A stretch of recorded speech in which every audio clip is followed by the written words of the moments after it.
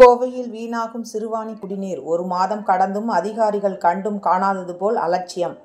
நடவடிக்கை எடுக்குமா மாவட்ட நிர்வாகம்? பொதுமக்கள் எதிர்பார்ப்பு. கோவை வடவள்ளி தொண்டாமுத்தூர் சாலையில் கேஜி மில் பேருந்து நிறுத்தம் அருகே கடந்த 1 மாதமாக குடிநீர் குழாய் உடைந்து தண்ணீர் வீணாக வெளியேறி வருகிறது. இது குறித்து அப்பகுதி மக்கள் பலமுறை அதிகாரிகளிடம் புகார் அளித்தும் இதுவரை எந்த நடவடிக்கையும் எடுக்கப்படவில்லை.